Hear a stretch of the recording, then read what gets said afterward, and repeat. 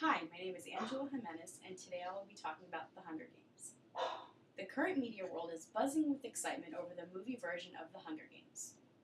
For those who aren't up to date, The Hunger Games is the first installment of a three-novel series by the author Suzanne Collins. The film hit all of the theaters on March 23rd like a hurricane and has been #1 at the box office since. The Hunger Games, during its opening weekend, brought in approximately $152.5 million.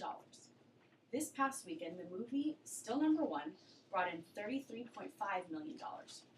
There are only two movies that have had a higher opening weekend sum. They are Harry Potter and the Deathly Hallows Part 2 and The Dark Knight. The opening weekend of Harry Potter and the Deathly Hallows Part 2 brought in approximately $169.2 million. And The Dark Knight brought in approximately $158.4 million. These two films were sequels so the audience had an idea of what they were going to see. Unlike these films, The Hunger Games is the first one and was a total surprise to the world. With The Hunger Games bringing in numbers like this, it is quite clear that the world has been taken back by the exciting storyline and carefully chosen cast. The movie stars Hollywood newcomer Jennifer Lawrence. She is a force to be reckoned with. She brings to the screen a natural, unforced talent. One really feels that they are watching the character she is portraying right from the book.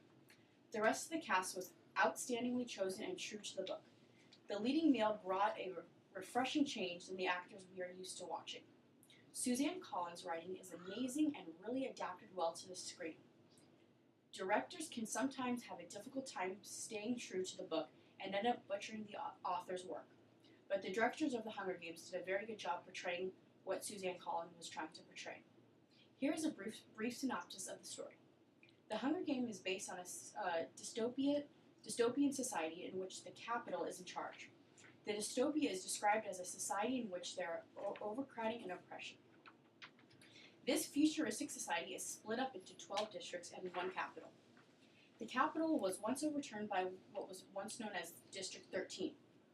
The capital eventually regained control and became even more powerful because of it.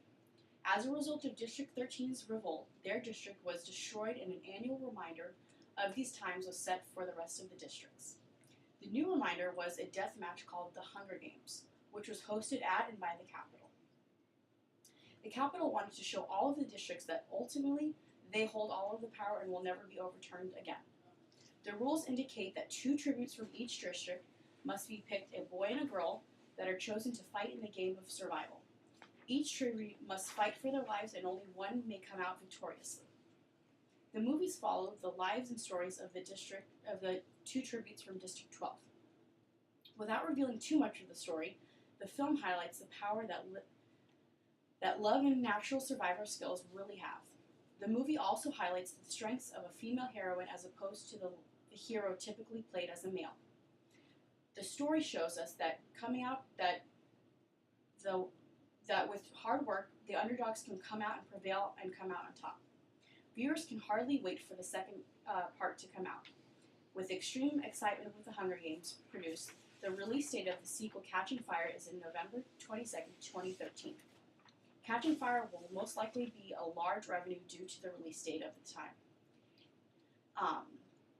Thanksgiving is the week after, and as a result of that, going to the movies is very popular. There is still a while to wait, but after watching Hunger Games, we can all agree that it's well worth the wait. The Hunger Games was a great movie with a great message to it. Here's my audience.